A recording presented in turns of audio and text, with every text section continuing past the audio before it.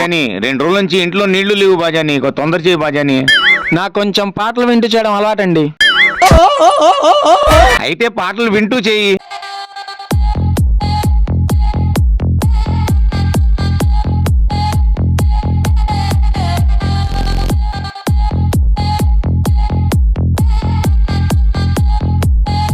ఇటీ నేను పట్టుకుంటా ఇటీ.